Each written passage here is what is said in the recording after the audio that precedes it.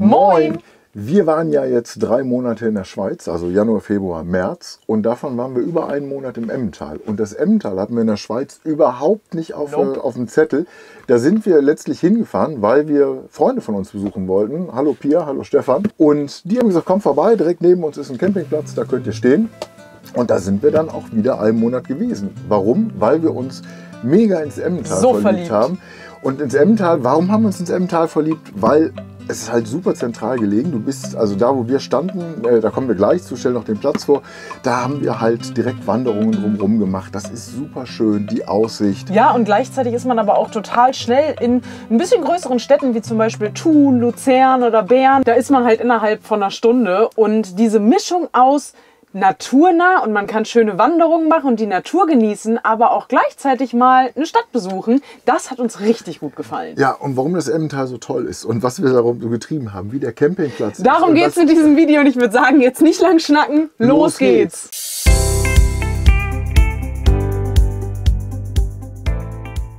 Wenn ich ganz ehrlich bin, dann wusste ich bislang über das Emmental nichts, außer dass es Emmentaler Käse gibt. Ja, ich weiß nicht, wie es bei dir ist. Ich glaube, bei dir war es ähnlich.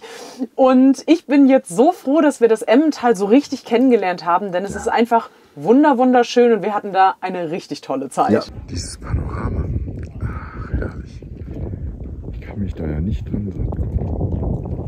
Wir waren in der Nähe von Langnau. Langnau ist die größere Stadt, also die größte Stadt, glaube ich, im Emmental. Und da in einem kleinen Seitenarm vom Tal Gohlgraben und Campingplatz Mettelen. Und als schon die Anfahrt Stefan sagte, fahrt bitte über Langnau, die Navigationsgeräte und Navigationsdienste führen euch andersrum. Und wir haben so gar nicht drauf geachtet und haben gesagt, ach, wann kommt denn die Stadt und so. Und dann sind wir so langsam passt. Jetzt wussten wir auch, warum Stefan sagte, fahrt unten rum. Wobei uns das halt auch richtig schöne Aussichten beschert hat. Und wir waren ja schon gewohnt, den Julier-Pass, also wir sind da ja Profis, kann man sagen. Von da war es keine große Herausforderung. Wir sind da auch mit Gespannen wunderbar hoch und auch wieder runtergekommen. Wobei ich jetzt schon froh war, dass uns kein großer Linienbus entgegengekommen ist. Der da durchaus fährt. Ja. Also, aber auch das ist dann überhaupt gar kein Problem. Aber da geht es halt auch schon los mit der Lage. Also einmal schön zentral. Du bist halt schnell in größeren Städten, da kommen wir gleich noch drauf. Aber halt auch so, du siehst dann immer, wenn du da so fährst, so irgendwie die grünen Hügel. Ja, du siehst im Hintergrund Allgäu, Mönch und Jungfrau sehr häufig. Markus Lieblingsberge. So, ja, richtig schön. Also hohe Berge, schneebedeckt und aber auch diese Hügel. Das sieht aus wie im Auenland. Richtig schön. Dann waren wir also angekommen am Campingplatz Mettelen und da begrüßte uns Theo. Und Theo ist mal Vorsitzender im Club der Entspannten. Ja. Und macht das so richtig mit Leidenschaft, den Campingplatz. Was liebst du sonst noch am Platz? Also, oder was ist dir wichtig? Einfach die Natur von den Leuten her. Wenn sie zusammensitzen und es gemütlich haben, Lagerfeuer, das ist für mich das Wichtigste. Ja. Und was sie hier das genießen, wo wir haben, die einfache Natur, der Bach, wir haben viel Goldwasser hier auch und auch auf dem ganzen Platz kein Stress, so easy. Der Campingplatz selber ist, muss man ganz klar sagen, ist jetzt kein 5-Sterne-Campingplatz direkt hier, wenn mit Sauna, Spaßbad und Supermarkt. Aber so richtig ursprünglich und der größte Teil des Campingplatzes sind auch Dauercamper. Nicht Dauercamper, wie wir die so kennen, sondern eher so mit Mobilheimen und kleinen Hütten und so, die da teilweise auch ihren ersten Wohnsitz haben. Da kommen wir auch direkt ins Gespräch, alle super nett. So, jetzt fahren wir mal zum Buck. Also hier ist rechts das Waschhaus und dann fährt man hier an den Residenz vorbei. Hier fließt auch ein kleines Bächchen. Und Schritttempo fahren. Ich bin gerade zu schnell, ich war schon 15, 10, besser 5. Langsam in der Ruhe liegt die Kraft. Und der Puck fährt ohne uns nicht weg. Nee. Da steht der Puck. Und der Campingplatz selber liegt mitten in der Natur. Ja, und das ist halt eben das Schöne, was uns so gut gefallen hat. Wir haben Lagerfeuer gemacht, da war ein kleiner Bach, wir haben Wanderungen gemacht. Lagerfeuer ist gewünscht, wenn ihr keine Feuerschale habt oder dabei habt. Theo hat welche da, richtig schön.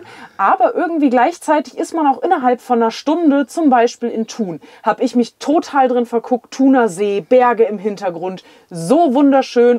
Das Schöne in der Schweiz ist, dann stehst du so gefühlt, also das heißt gefühlt, du stehst mitten in der Stadt, in dem Fall in Thun. Am Bahnhof. Am Bahnhof. Und dann flupp, kommt ja mal so eben die Allgäu Nordbahn zum Vorschein.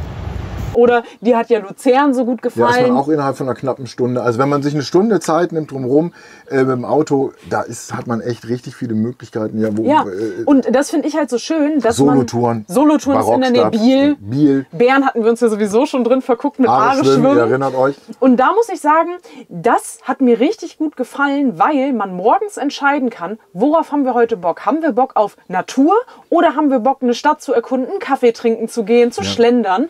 Und ich mag diese Spontanität. Da kann man natürlich sich auch super nach dem Wetter richten. Wenn mal nicht so gutes Wetter ist, sagt man, komm, wir gehen mal einen Kaffee trinken. Und Wetter kann das Emmental. Ja. Also wir waren ja jetzt Februar, März dort, Winter halt. Und wir hatten noch richtig Schneeeinbruch. Also wenn ihr es nicht gesehen habt, hier haben wir da auch ein kleines Video gemacht, wie wir dann plötzlich vom Schnee überrascht wurden. Aber halt auch wunderschöne Tage. Es war auch richtig warm schon teilweise. Ja. Es war wirklich so eine Mischung, auch Regentage und jedes Wetter hatte was. Also wir hatten immer eine schöne Zeit. Also wenn so die Wolkenschwaden dadurch sind, also Gohl liegt so auf 700 Meter Höhe. Das ist so schön. Wir sind jetzt einfach mal hochgefahren. Eine Straße im Emmental. Und hier oben, da hängen die Wolken so. Da gehst du rüber und dann siehst du da die ersten Gipfel mit Schnee. Aber das ist halt echt richtig, richtig schön. Du fährst eine Viertelstunde, dann kommst du hoch. Also wer gut zu Fuß ist, kann da halt eben die weiteren, 400 Höhenmeter auch gerne zu Fuß zurücklegen. Und dann kannst du da halt wunderbare Rundwanderungen machen. Ja. Kommen wir zum Platz. Der Platz, wie gesagt, hauptsächlich so terrassiert. Residence, auch wenn du dich da umguckst, dann wunderschön. Dann fließt auch durch den Campingplatz ein Bach.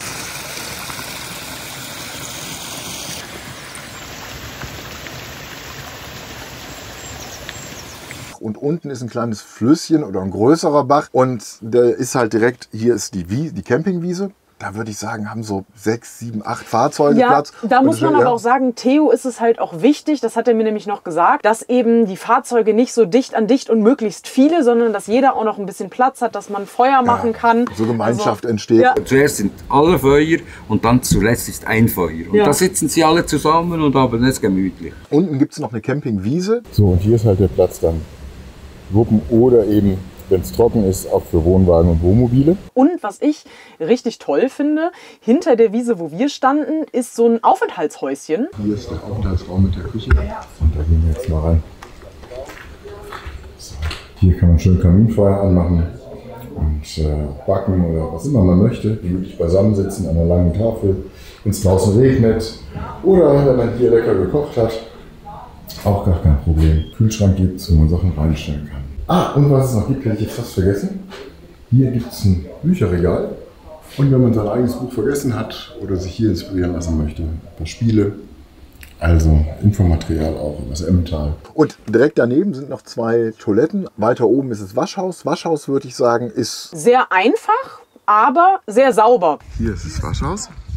Und das Waschhaus hat hier Toilettendusche für Männer, Waschraum, chemische Toilette, Entsorgung. Hier der Waschraum mit Waschmaschine, Trockner und da für die Damen. Macht mal, Waschraum sieht so aus, sonst Hunde erlaubt. So, hier kann man spülen, also alles sehr basic, aber sehr funktional. Und wir sind ja jetzt 2 Monate hier. Wäsche, Trockner, Waschmaschine nochmal. Und das funktioniert alles über Frankenstücke. Und ja, easy. So, Inside Sanitäranlagen. Pissoir, Waschbecken, Spiegel, Toilette, basic, aber sauber. Genug Toilettenpapier, Waschbecken. Hier sind 2 Duschen. Erste Dusche. Auch hier Franken einschmeißen. 1 Franken, 3 Minuten warm duschen. Ja, man kommt mit einem Stück. Also ich bin Langduscher. Ich muss mich spurten mit einem Franken. Aber passt schon. Sitzbank und Haken.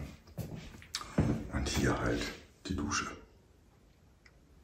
Und hier Zähne putzen.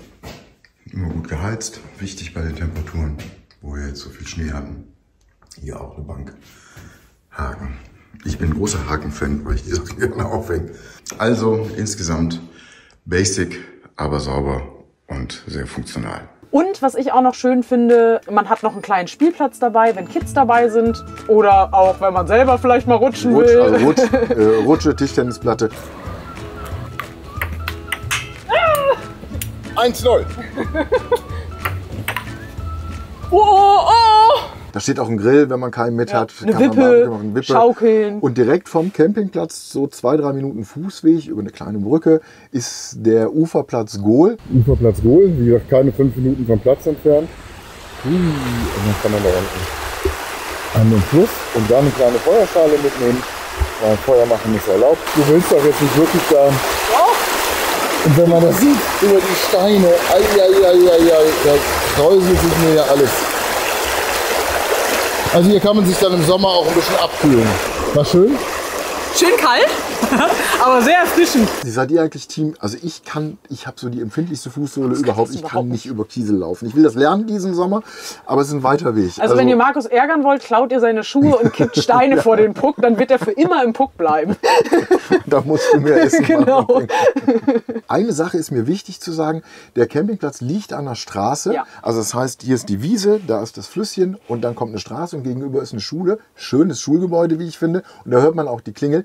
Uns hat es überhaupt nicht gestört. Es fahren aber auch nicht so viele Autos da lang, das muss man auch. Ja, also wenn da nachts 2 Autos langfahren, ist also ich habe nachts wesentlich öfter die Eulen, die Schafe oder den kleinen Bach gehört als Autos. Ja. Also wir haben das als sehr ruhig empfunden, aber das ist natürlich immer subjektiv, deswegen sagen wir das dabei. Und was ich noch schön finde, das hat Theo mir auch erzählt, als ich mich mit ihm unterhalten habe, dass ihm halt auch einfach wichtig ist, dass man so Camping wieder wie früher macht, dass nicht jeder in seinem Wohnmobil oder seinem Wohnwagen sitzt und irgendwie so sein Ding macht, sondern dass eben auch Raum da ist, dass man zusammenkommt. Ich denke, das hat viel zu tun mit den neuen Wohnmobilen. Mhm. Die haben ziemlich alles in diesem Wagen. Mhm. Aber sobald es jemand kommt, der nur ein alter Wohnwagen hat, wirklich noch wie früher das Campen wie Campen war, zuerst ist alle Feuer und dann zuletzt ist ein Feuer. Und da sitzen sie alle zusammen und haben es gemütlich. Das heißt, dein Tipp für Neucamper wäre einfach mal in Kontakt mit anderen gehen, sich einfach mal austauschen und Camping leben, oder? Genau, und vielleicht einander helfen, wenn Probleme sind. Also ich glaube, ihr habt schon gemerkt, wir haben nicht übertrieben, wenn man sagt, Theo ist echt sympathisch und grundentspannt und man kann ihn halt immer ansprechen und fragen, was los ist. Der ist immer für einen guten Scherz zu haben. Ja. Mit Rucksack und Gitarre an. Also, genau. Wie cool. Leg ihn einmal an. Markus. Das ist doch was für Markus. Hier willst du mir jetzt auch ein Lied. Oh, da ist eine Petroleumlampe. Schaut mal. So, Markus, dann spiel uns mal ein Liedchen. Ja, du, ich gehe jetzt auf Wanderschaft. Verdiene mein Geld jetzt mit Gitarre spielen. So. Oh. Schrabbel mal ein bisschen. Ich stehe hier mitten in der Schweiz. Sie verhaften mich gleich.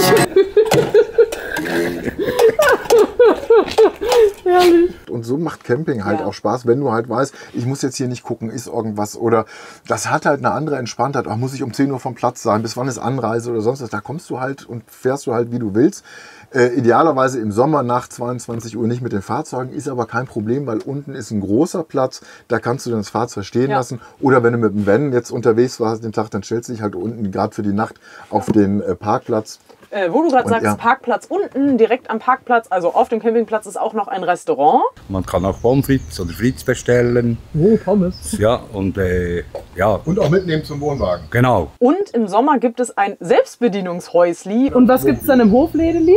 Also was? Da haben wir das Brot, Holzofenbrot, plus Gebäcke, Käse, verschiedene Gemüse, Salat hat es auch. Und wo wir gerade bei Essen sind, das ist natürlich noch der ultimative Tipp, wenn ihr gerne Kekse mögt, weil ich war da am Anfang skeptisch, weil Stefan, Pia und auch einige von euch haben gesagt, ihr müsst unbedingt zum Kambli-Erlebnis. Ja, die haben das echt, die haben das echt so gebrandet als Kambli-Erlebnis. Stefan sagt, man kann nicht hier gewesen sein im Emmental, ohne bei Kambli gewesen zu sein. Einer der bekanntesten Kekshersteller. Nicht einer, der. In der Schweiz. So, Stefan hatte nicht ganz unrecht. Er hatte gesagt, du, die kriegen dich auch und ja, ich opfer. Das ist schon Wahnsinn. Und überall, wo man sieht, wo was ist, so, zack. Und jetzt sagt man, oh, die Kekse möchte ich aber probieren. Dann stehen überall Probierdöschen bereit. So aufmachen und sich einen rausnehmen. Tipptopp. Und Kambli, also wenn ihr im Emmental seid, wie heißt der Ort noch? Trubschachen. Also Trubschachen. Schaut vorbei, wenn ihr Zeit habt und Lust. Und man kann alles probieren. Das ist echt vermietet. Aber seid gefasst, ihr ihr werdet Opfer, auch wenn ihr nicht wollt. Mein Highlight oder eins meiner Highlights neben Lagerfeuer und Kammli, muss ich ganz klar sagen, sind die Käsereien. Da sind so einfach so schöne Käsereien. Wir haben uns in eine besonders verguckt, weil die so schön, der Laden so schön eingerichtet ist, dass man so stöbern kann. Eivied. Und was wir da immer super gerne machen, uns ein bisschen Käse mitnehmen, dann irgendwo ein leckeres Brot holen, dann eine kleine Wanderung machen und ich freue mich dann von Beginn an der Wanderung schon auf die Brotzeit. Da ist sie, die Bank. Wir haben die Bank gefunden, die Picknickbank. Es ist angerichtet und Markus ist schon fleißig am Probieren. Ja, uralter Gruyère. Markus' Lieblingskäse, und der schmeckt hier mit diesem Ausblick einfach noch besser. Und jetzt noch eine kleine Knifte dabei. Herrlich. So, und bei jedem guten Spaziergang, Schrägstrich Wanderung, gehört gekochtes Ei dazu. Und natürlich muss man Eiertitschen machen. Hallo! Hey! Ich hab gewonnen! Es ist ja immer so, meine Erfahrung nach der titscht, hat die schlechteren Karten. Und da hast du auch echt viele Möglichkeiten, sowohl vom Campingplatz aus oder wenn du so Wanderwege, es gibt Wanderkarten vor Ort und so, also und Touristinformationen, alles überhaupt kein Problem. Da ist halt, in der Schweiz kannst du halt und darfst du halt Lagerfeuer machen. Es gibt halt Stellen, die dafür ausgewiesen sind. Und Feuerstelle, da hinten liegt Holz. Moment, ich zoome da mal ran. Holz. Und das Ganze dann bei dem Ausblick. Und jetzt muss Markus mal leise sein und müsst den Vögeln mal zuhören. So schön. Ihr seht, wir sind da voll von.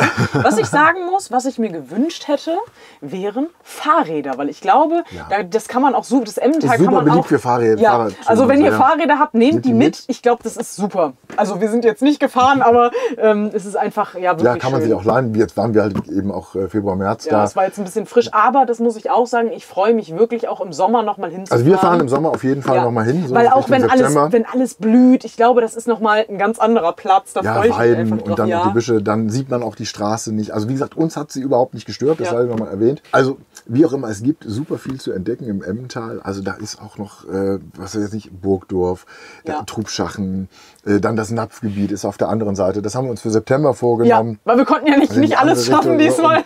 Und dann noch dieses einfach Sein auf dem Platz und zu wissen, hey, alles ist gut und wenn nicht gut ist, dann kann ich fragen. Apropos Fragen, Hunde.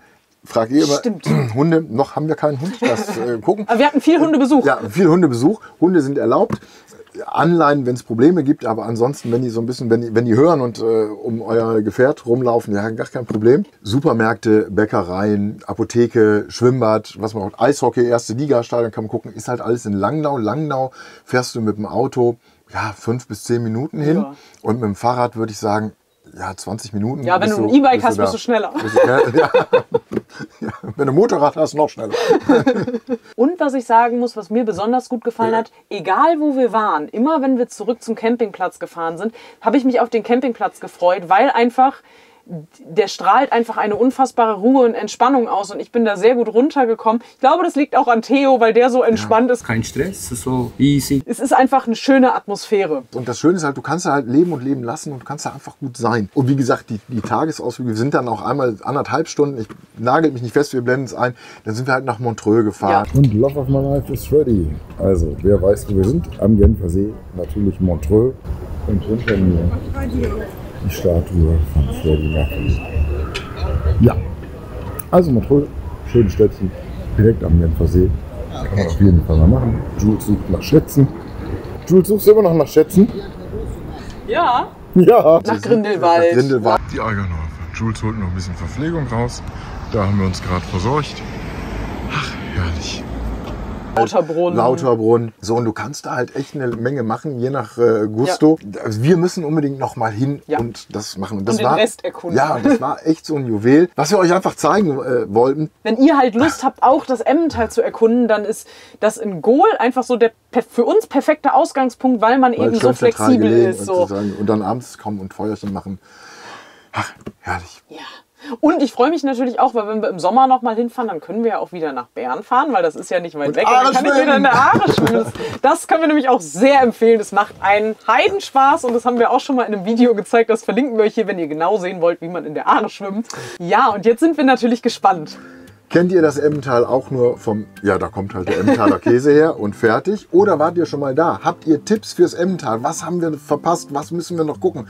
Wenn ihr solche Tipps habt oder wenn ihr Perlen von Campingplätzen habt, wo ihr sagt, hör mal, denkt keiner dran, waren wir, aber da ist total schön. Schreibt sie mal gerne in die Kommentare. Wir freuen uns wie immer sehr auf den Austausch mit euch. Schön, dass ihr bis hierher zugeschaut habt. Wenn es euch gefallen hat, lasst wie immer total gerne einen Daumen hoch da. Oder ein Abo. Da würden wir uns wie immer sehr drüber freuen. Und ich würde sagen, bis zum nächsten Mal. Ciao.